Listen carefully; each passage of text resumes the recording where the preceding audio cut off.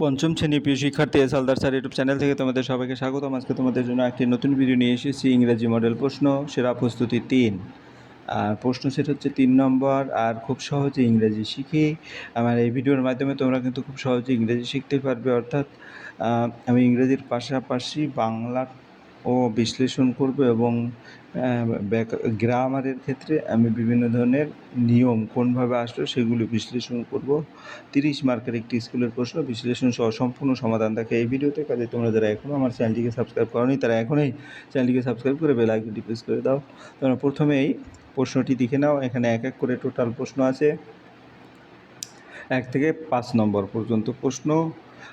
একে 1-এর এ এবং 1-এর বি এই দুটো প্রশ্ন হচ্ছে তোমার প্যাসেজ থেকে নিয়ে লিখতে হবে। আর 2, 3, 4 এগুলি গ্রামার এবং 2, 3 এগুলি গ্রামার এবং 4, 5 রাইটিং। হ্যাঁ, তাহলে আমরা প্রথমেই যে প্রশ্নটি ফুল প্রশ্নটা দেখলাম এখানে, পরে 1, 2, 3, 4 সেগুলিও দেখলাম। এবারে আমরা 1 নম্বরের যে প্রশ্ন আছে সেটা করার জন্য বাংলা বিশ্লেষণ করে তোমাকে দেখাবো। প্রথমে বলছে once upon a time there lived a monkey in the bank of river. এক সময় নদীর তীরে একটি বানর বাস করতো। Right in the middle of the river there was a small island with many fruits. নদীর ঠিক মাঝখানে অনেক ফলের গাছ সহ একটি ছোট্ট দ্বীপ ছিল। হ্যাঁ, the sweet and juicy fruit grew on the trees. গাছগুলো মিষ্টি ফল, রসালো ফল ধরতো। At a distance from the bank there was a huge rock in the river. তীর থেকে কিছু দূরে নদীতে একটি বিশাল পাথর ছিল। তারপরে হচ্ছে a part of it was above water. তার একটি অংশ জলের উপর ছিল। One day attracted by the delicious fruit the monkey jumped on the rock and from there leap on to the island. একদিন সুস্বাদু ফলের আকর্ষণে বানরটি পাথরের উপর লাফ দিল এবং সেখান থেকে দ্বীপে পৌঁছালো। Not so difficult after all he said to himself. শেষ পর্যন্ত তেমন কঠিন নয়, সে নিজেকে বলল। Soon he was enjoying the sweet fruits from the trees. শীঘ্রই সে গাছের মিষ্টি ফল উপভোগ করতে লাগলো। হ্যাঁ, এরপরে আমরা দেখব পরের যে প্রশ্ন আছে। There was 9 number line, there was hardly any other animal there so he was in no danger. সেখানে প্রায় অন্য কোনো প্রাণী ছিল না, তাই কোনো বিপদ ছিল না। Hence the monkey decided to visit the island everyday. তাই বানরটি প্রতিদিন দ্বীপে যাওয়ার সিদ্ধান্ত নিল। On the bank of the river a big crocodile lived with his wife. নদীর তীরে একটি বড় কুমির তার স্ত্রীর সাথে বাস করত। One day he notice the monkey crossing the river in his unique. একদিন সে দেখলো বানরটি তার নিজের উপায়ে নদী পার হচ্ছে। তা আমরা এক এক করে কিন্তু 1 নম্বর 2 নম্বরের প্রশ্ন আমরা যে স্কুলের প্রশ্ন দিয়ে দিয়েছি। আজকে 3 নম্বরের প্রশ্ন চলছে। 13 number line, he told his wife did you see him let's catch him tomorrow. সে তার স্ত্রীকে বলল, তুমি কি দেখেছো? হ্যাঁ, চলো কাল তাকে ধরি। Next morning however the crocodile found that catching the monkey was not easy. কিন্তু পরের সকালে কুমিরটি বুঝলো যে বানরটিকে ধরা সহজ নয়। The monkey landed on the rock and in a flash jumped off to the land. বানরটি পাথরে নেমে মুহূর্তের মধ্যেই লাফ দিল। তারপরে ইয়ে হলো তোমার hiding behind the rock the crocodile could only watch him. পাথরের আড়াল লুকিয়ে কুমিরটি শুধু তাকিয়ে থাকতো। এরপরে আমরা 17 number, he return home without his catch. সে কোনো শিকার ছাড়াই বাড়ি ফিরে এলো। Days went by. দিন কেটে যেতে লাগলো। The crocodile thought of many plans to catch the monkey but nothing work. কুমিরটি বানরটিকে ধরার জন্য অনেক পরিকল্পনা করলো, কিন্তু কিছুই কাজ করলো না। তারপরে the monkey always escape from his clutches. বানরটি সবসময় তার হাত থেকে পালিয়ে যেত। এরপরে আমরা যাব পরের যে প্রশ্ন উত্তর সেটা দেখব, মানে বাংলা। মানে one day his wife said you have fail to catch the monkey but I really want to taste is sweet flesh so this time you must follow my plan. একদিন তার স্ত্রী বলল, তুমি বানরটি ধরতে পারোনি, কিন্তু আমি তার মিষ্টি মাংস খেতে চাই, তাই এবার তোমাকে আমার পরিকল্পনা মেনে চলতে হবে। The crocodile said right tell me the plan then. কুমিরটি বলল, ঠিক আছে, তাহলে পরিকল্পনাটি বলো। The monkey jumps on that big rock in the river said the wife we must lie still on the rock. স্ত্রীটি বলল, বানরটি নদীর সেই বড় পাথরের উপর লাফ দেয়, তোমাকে পাথরের উপর স্থির হয়ে শুয়ে থাকতে হবে। হ্যাঁ, when he jumps upon you thinking you to be a rock we can catch him easily then. যখন সে তোমার উপর লাফ দেবে এবং তোমাকে পাথর ভাববে তখন তুমি সহজেই তাকে ধরতে পারবে।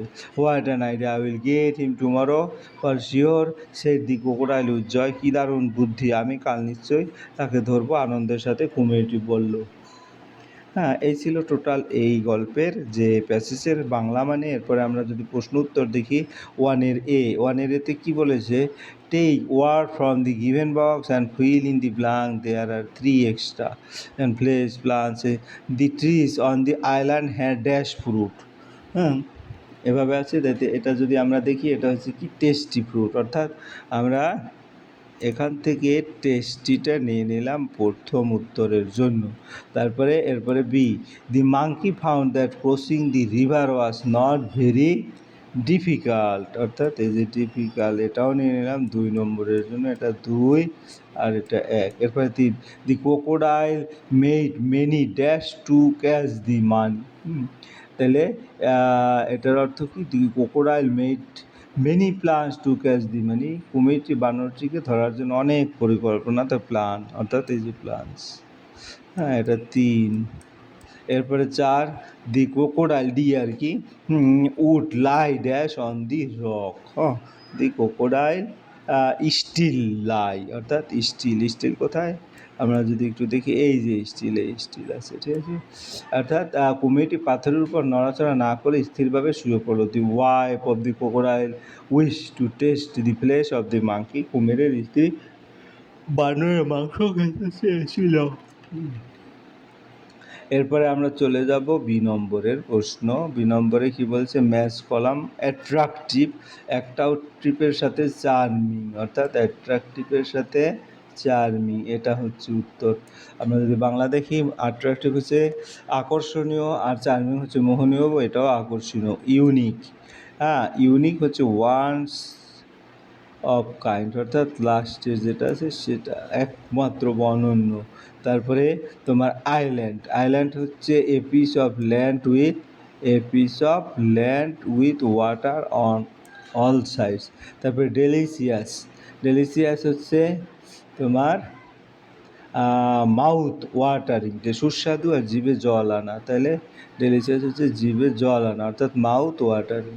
তারপরে স্টিল হচ্ছে নট মুভিং অ্যাট অল, অর্থাৎ তোমার নট মুভিং অ্যাট অল, স্থির একদম নয়, অর্থাৎ আর নাড়াচাড়া না করো। যাই হোক, এরপরে আমরা চলে যাব 2 নম্বরের প্রশ্ন। 2 নম্বরের প্রশ্নে কী বলছে, the fill in the blank with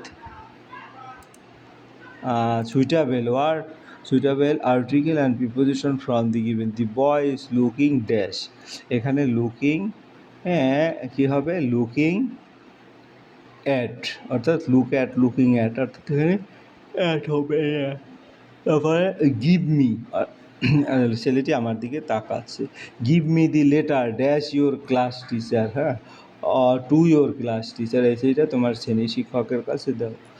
এরপরে যেটা put the duster on the টেবিলের উপরে অন বসে। Dash the Taj Mahal is situated in Agra, the Taj Mahal, এটা আর্টিকেল বসেছে দি।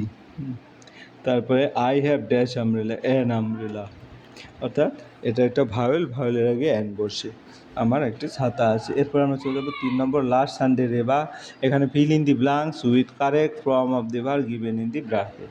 তাহলে আমরা দেখি উত্তরটা, last Sunday Reba visited, Reba visited. তারপরে দে ড্রিঙ্ক নাকি ড্রাঙ্ক, কফি এভরিডে, এটা ড্রিঙ্ক হবে। তাহলে ড্রিঙ্ক। তারপরে farmer gross crop in the field, এখানে কৃষকরা মাঠে ফসল চাষ করে। দি বয় এনজয়েড দি ফুটবল ম্যাচ ইয়েস্টারডে, ছেলেরা গতকাল ফুটবল ম্যাচটি উপভোগ করেছিল। তারপরে সুবীর সিং নাকি স্যাং, দেশাত্মবোধক গান গেয়েছিল, স্যাং। এরপরে আমরা চলে যাব 4 নম্বরের প্রশ্ন। 4 নম্বরে একটা গল্প দেওয়া আছে, সেই গল্প থেকে তোমাকে স্টোরি লিখতে হবে। তাই স্টোরি যদি লেখা আর হবে, তাহলে কী দেখবো, a fox fell into a well one day, তাই যে fox fell into well one day শুধু এক্সট্রা। তারপরে ফেল টু গেট আউট, তাহলে একদিন একটি শিয়াল একটি কুকুরের মধ্যে পড়ে গেল। He try to get out but fail, সে বের হতে চেষ্টা করলো কিন্তু ব্যর্থ হলো। After some time a goat came there, কিছুক্ষণ পর একটি ছাগল সেখানে এলো। হ্যাঁ, the fox asked the goat two drink water from the, শিয়ালটি ছাগলকে কুয়োর জল খেতে বলল।